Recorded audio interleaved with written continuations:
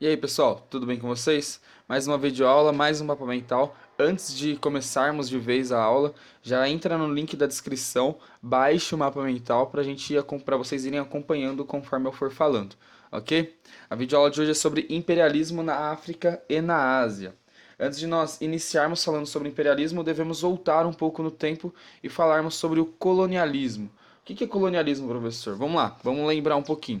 Colonialismo foi o período em que países europeus, através das grandes navegações, invadiram a África, a Ásia e a América para explorar suas matérias-primas e também sua mão de obra. Tudo bem? Dentro desse cenário, havia muito dentro da Europa a política mercantilista, que era o acúmulo de metais preciosos, certo? Esse colonialismo ele imperou desde o século XV até o século XVIII, quando houve então a independência, ou iniciou-se a partir do século XIX o processo de independência de muitos desses países que antes foram colonizados. No século XIX, agora mais para o final do século XIX, nós temos então o surgimento do neocolonialismo. Esse sufixo neo, que vem antes da palavra colonialismo, ele significa novo, vem do latim e significa novo. Então seria um novo colonialismo europeu. Esse daí não estaria ligado às grandes navegações, mas sim à segunda fase da Revolução Industrial, onde os países europeus, através de uma atitude imperialista, ele dominaria política e economicamente um país, certo? Então vai ser um ato dos países europeus e também um pouco dos Estados Unidos, principalmente sobre a África, a Ásia e a América Latina. Hoje nós vamos nos deter à Europa e a relação dela com a África e com a Ásia.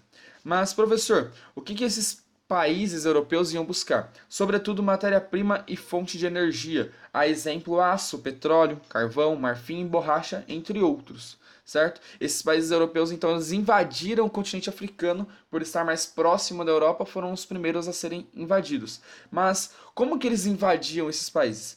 Eles usavam na época uma teoria científica chamada de darwinismo social, onde se dizia que os europeus estavam em um nível de sociedade mais evoluído que os africanos. Então os europeus, por serem bonzinhos, eles deveriam descer até a África para levar essa civilidade, para levar esse desenvolvimento para os africanos. É óbvio, isso daí é só uma justificativa, porque na realidade eles estavam imperando ali, eles estavam dominando aquele território sobre os preceitos do racismo, do preconceito e, sobretudo, para explorar as riquezas que havia na África e também na Ásia. Tudo bem?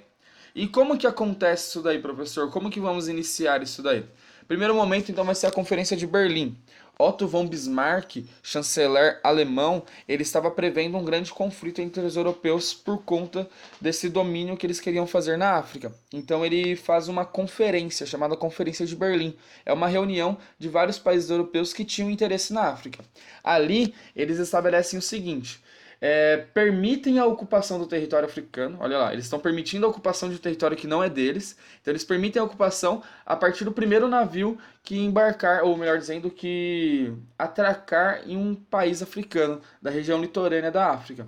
Então, se a Alemanha chegou, desembarcou na África, ela avisa aos outros países europeus que ela chegou em um determinado país da África e aquele país é dela, certo? Diante desse cenário, então, nós tivemos o que conhecemos como a partilha da África, a divisão do continente africano entre vários países europeus. E dá para vocês verem no mapa aí que os principais que tiveram mais territórios foram França e Inglaterra, certo? Mas, professor, a África aceitou, os países africanos aceitaram essa dominação? Como que era a África antes? E por que eles não lutaram contra? Calma aí. Eles lutaram sim, mas vamos entender como que era a África. Principalmente organizada em tribos familiares, sendo que eles não tinham poder em armas, ou o poder em armas dele era menor do que o dos europeus. Eles estavam cheios de conflitos, de guerras internas, e também eram economicamente mais pobres, ou melhor dizendo, eles eram economicamente pobres em relação aos países europeus. E esse cenário fez com que a África fosse facilmente dominada por esses colonizadores europeus. Tudo bem? Esses colonizadores europeus que entraram lá e destruíram a cultura africana. Então eles estabeleceram o seu idioma lá dentro e também a sua religião, sem se importar com o que os africanos faziam antes da chegada deles, certo? E além de destruir a cultura, eles não levaram nenhum tipo de investimento, seja na área de infraestrutura, de saúde, de educação e de higiene básica. certo? Eles simplesmente invadiram, dominaram aquele território, impuseram sua cultura, não levaram investimento e extraíram dali, melhor dizendo, mão de obra e principalmente matéria-prima. Tudo bem? Diante desse cenário, dá para nós entendermos como que os europeus eles agiram muito mediante a três coisinhas que nós já dissemos: o racismo, o preconceito e através então da exploração, do roubo, certo? Isso daí é quando nós falamos da África. E na Ásia, professor, como que aconteceu?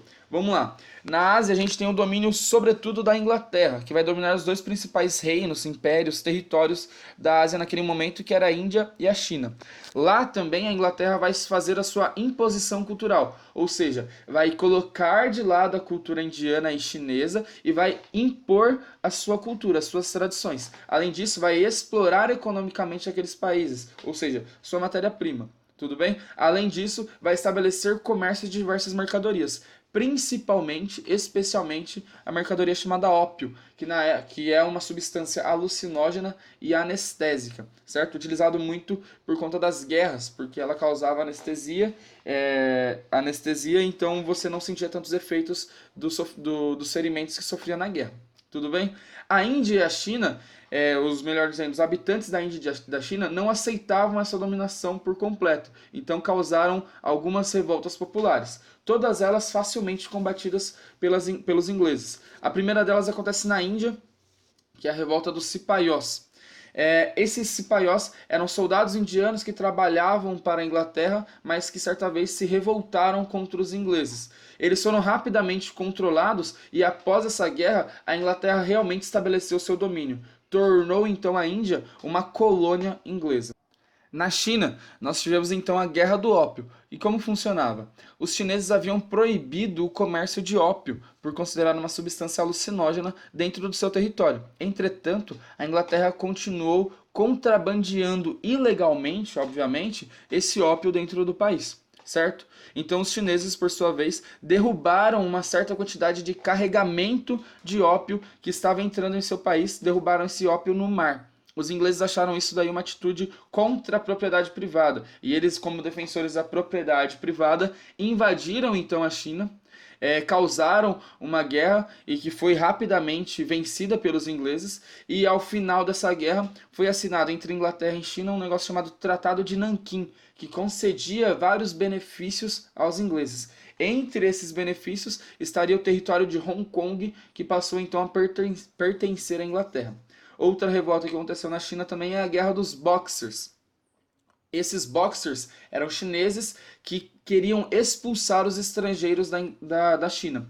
Entretanto, foram facilmente derrotados também, perderam a guerra e viram os estrangeiros dominarem de vez o seu país. Gente, procurei ser rápido, procurei ser breve, espero que tenham gostado. Fiquem com Deus, até a próxima videoaula. Falou!